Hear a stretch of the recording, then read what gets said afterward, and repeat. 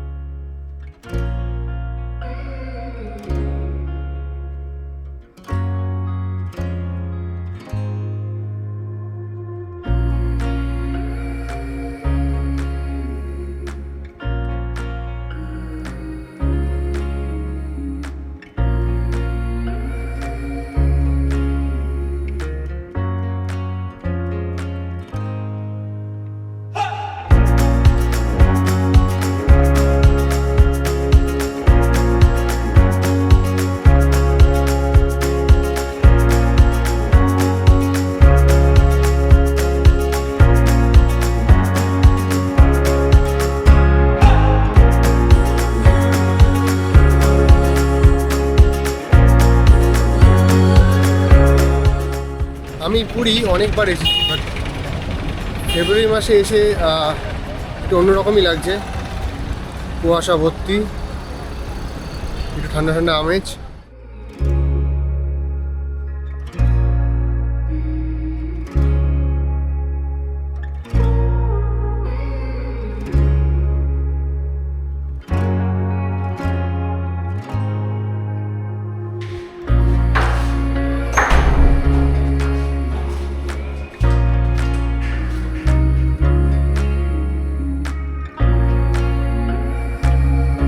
Last আমি এসেছিলাম 2024 সালে, বাট এই 2 বছরে পুরী অনেকটাই পাল্টে গেছে। ওয়াচ টাওয়ার বসিয়েছে অনেক অনেক জায়গায়, যদি কোনো কিছু ঘটনা ঘটে তার জন্যে।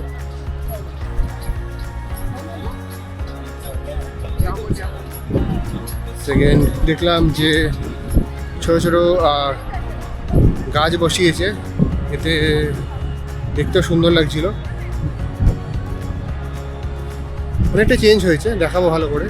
তবে এবারে আমরা এসেছি একটু অফ সিজন টাইপের, ফেব্রুয়ারি মাসে। বাট এসে দেখে মনে হচ্ছে যে এটা অফ সিজন না, এত ভিড় লোকের।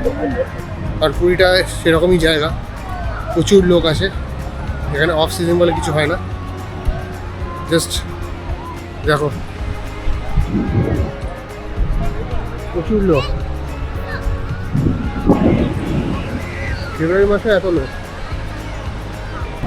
যখন এসেছিলাম স্টার্টিংয়ে অনেকটাই জল ছিল, ভাবছিলাম যে বেশি দূরে নামা যাবে না। তারপরে এসে দেখি যে অনেকটা নেমে গেছে, এখন ভাটা চলছে।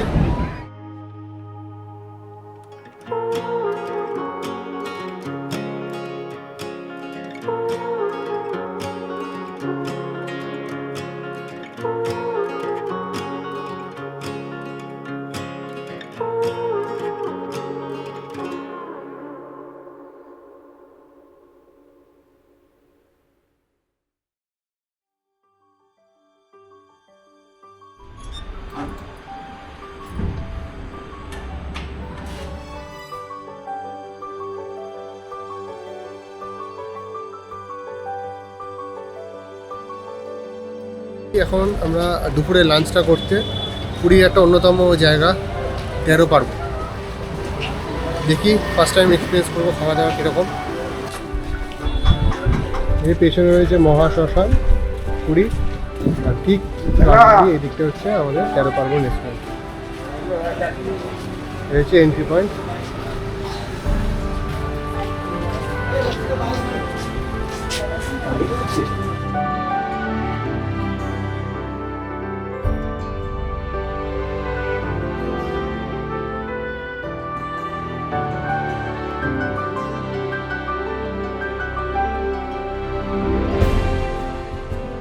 ডিম কারি এখনো খাইনি, দেখি এখন, তবে কোয়ালিটি ভালো।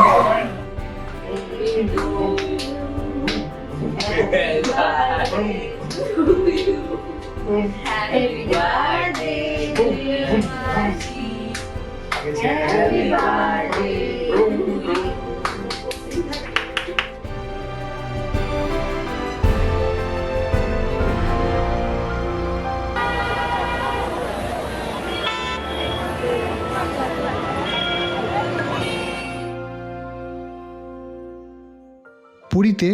রাতে সমুদ্রের হাওয়া খেতে কার না ভালো লাগে, আর তার সাথে সমুদ্রের পাড়ে বসে থাকা নানা খাবারের স্টল থেকে খাওয়া। আমাদের প্রথম দিনটা এইভাবেই হালকা করে কাটলো।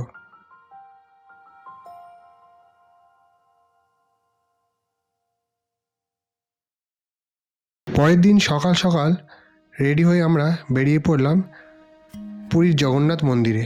পুরীতে আসলে সবাই একবার না একবার দর্শন করেই থাকে, কারণ এই জায়গা না আসলে পুরী ঘোরাটা অসম্পূর্ণ হয়ে থেকে যায়।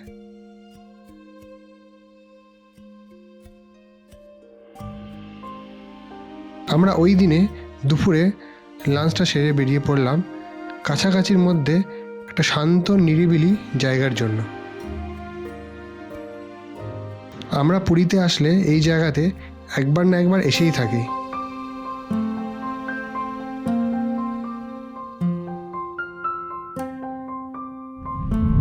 যেরকম আমি বলেছিলাম যে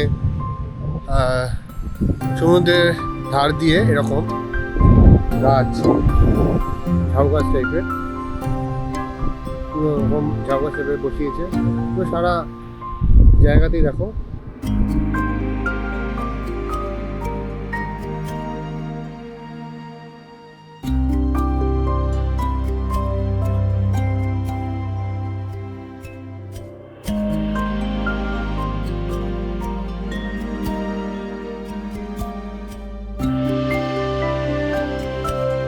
আমরা এখন পুরোপুরি মোহনার সামনে চলে এসেছি। এই যে এখানে যে নদীটা আছে, নদীটা হচ্ছে মঙ্গলা নদী। এই নদীর জলটা হচ্ছে মিশেছে সমুদ্রে গিয়ে, তাই জন্যে মোহনা বলছে, মোহনা পয়েন্ট। তো তোমরা যারা জানো না তারা একবার এখানে এসো। বাস নাম্বার বলেছিলাম 52, 52 নম্বর বাস ধরবে, ধরে সড়কদ্বার থেকে ধরবে, ধরে এখানে ডাইরেক্ট চলে আসবে। কন্ডাক্টরকে বলে দেবে মোহনা যাব। তো খুব সুন্দর একটা জায়গা, পয়েন্ট। এখানে তোমরা এসে বসতে পারবে, আরামে বসে সমুদ্রের ভিউ নিতে পারবে পিসফুলি, কোনো লোক নেই। বাট এসে নোংরা করবে না, এটা হচ্ছে আমার রিকোয়েস্ট। ভিউটাকে উপভোগ করবে।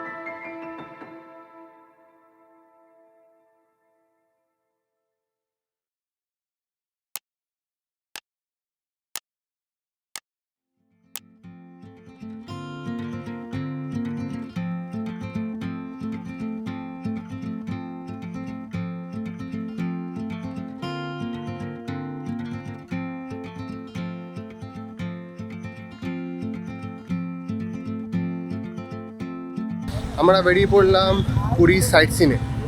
আজকে যাব আমরা উদয়গিরি, খণ্ডগিরি, আরও দেখি যদি টাইম হয় অনেক জায়গায় ঘুরতে যাবো। অনেক বছর পর আমরা যাচ্ছি ওইসব সাইডে। দেখি এখন কতটা চেঞ্জ হয়েছে। সকাল তখন বাজে 10টা। আমাদের বেরোতে দেরি হয়ে যায়, তবে মনে একটা উৎসাহ নিয়ে যাচ্ছিলাম, কারণ এই জায়গাগুলোতে আমি অনেক ছোটোবেলায় এসেছিলাম।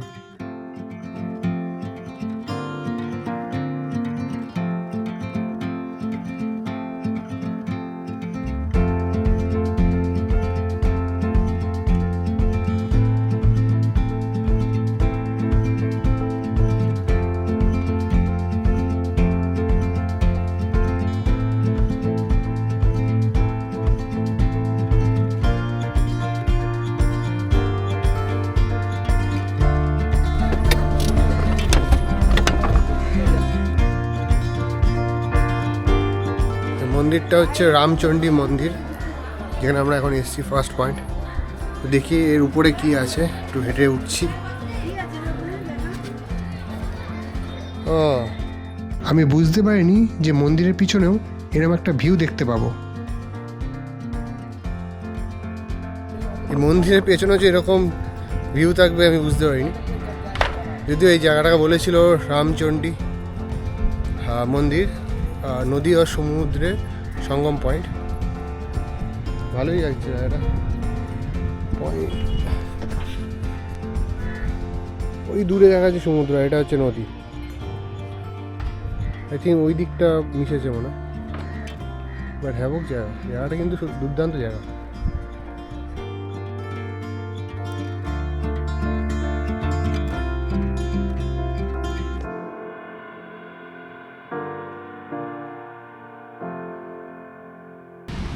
আমরা পৌঁছে গেলাম এখন চন্দ্রভাগা বিচে। বেস্ট টাইম হচ্ছে সানরাইজ ও সানসেট দেখার সময়, বাট আমরা এখন এসেছি কটা বাজে,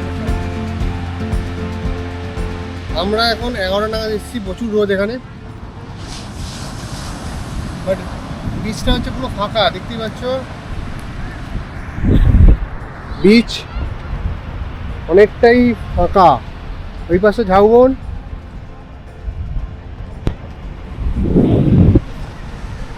এই দিকটা খুব কম লোক রয়েছে, দোকানপাট আছে এখানে।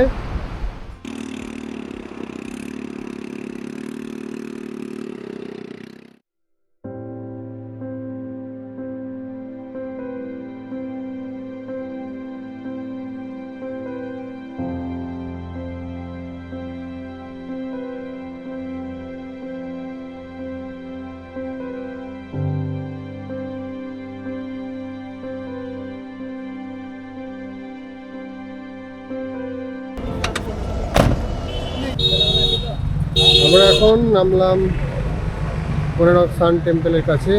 চন্দ্রভাগা বিচ থেকে 4 কিলোমিটার দূরে অবস্থিত। এইদিকে আমাদের হেঁটে যেতে হবে।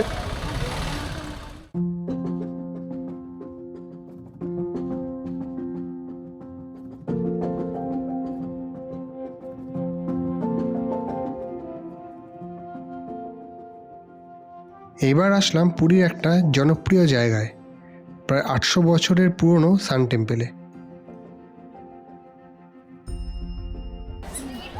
আমরা এন্ট্রি নিয়ে নিয়েছি কোনারক সান টেম্পলে, যেটা নরসিংহদেব নির্মাণ করেছিল। এটা হচ্ছে ওয়ার্ল্ড ইউনেস্কো হেরিটেজের একটা খ্যাত গ্রহণ করেছে। বিশাল বড় একটা টেম্পল। এটা এমন এক মন্দির যেখানে কোনো পুজো হয় না। টোটাল এখানে 24টা চাকা আছে, যার মাধ্যমে আগেকার দিনে সময় নির্ণয় করা হতো। আর একটা বড় বিষয় হচ্ছে এই কোনারক চাকা ইন্ডিয়ান নোটের পেছনেও ছাপানো আছে।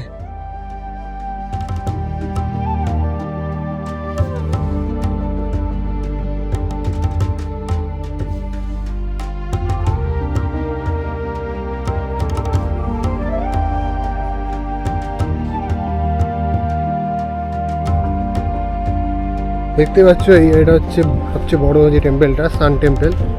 আর এদিকে সব পাথরের খোদাই করা কাজ।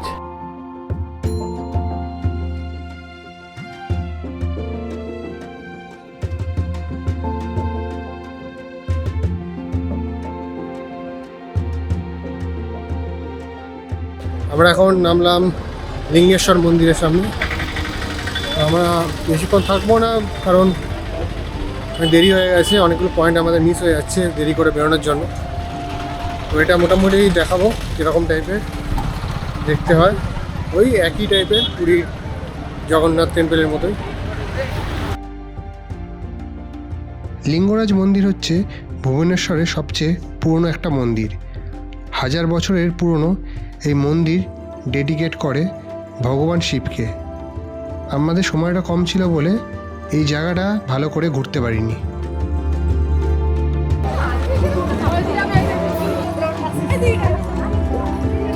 আমরা উঠছি এখন উদয়গিরিতে, খণ্ডগিরি ঠিক পেছনে। উদয়গিরি থেকে দেখাবো খণ্ডগিরিটা।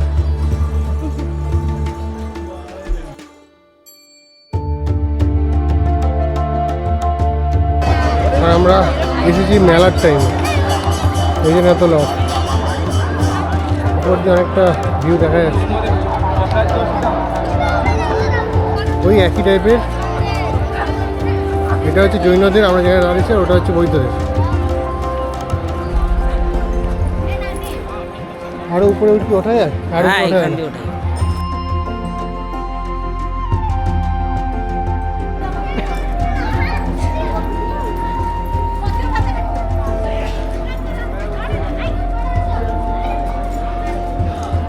এটা হচ্ছে জৈনদের টেম্পল, আর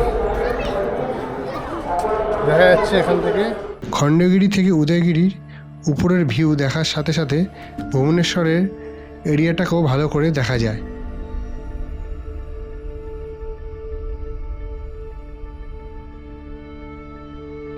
আমরা খণ্ডগিরির পর গেলাম উদয়গিরিতে।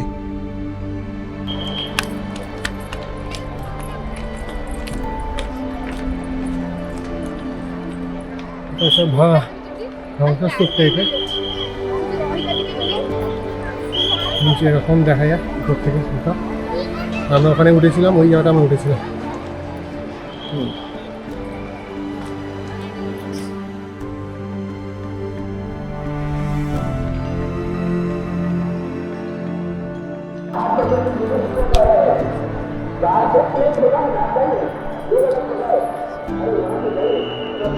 মোটামুটি ভিউ ঠিকঠাক, রোডের পাশের উপর। আমরা চেষ্টা করছি ওইখানে যাওয়ার।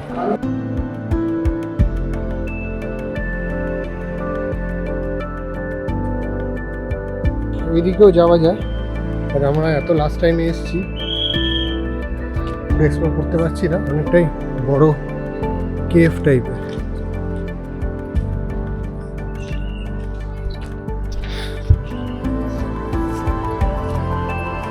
অনেকগুলো পয়েন্ট আমাদের মিস হয়ে গেল শুধু দেরি করে বেরোনো, আর গাড়ি ড্রাইভারটা খুবই বেকার ছিল।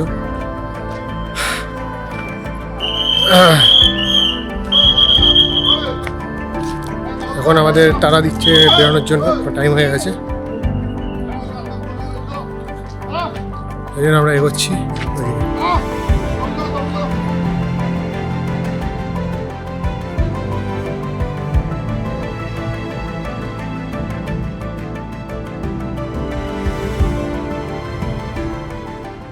উদয়গিরিতে টোটাল 18টা গুহা আছে।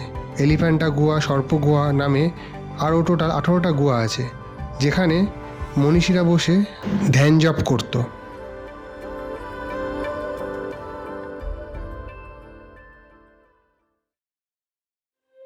সমুদ্রের পাড়ে ভোরের এই অপূর্ব সূর্যোদয় দেখে আমাদের এই পুরীর জার্নিটা এখানেই শেষ হলো। তবে আরও অনেক জার্নির লিস্ট আমার খাতায় লেখা আছে, তাই চ্যানেলটা একবার ফলো করে রেখো।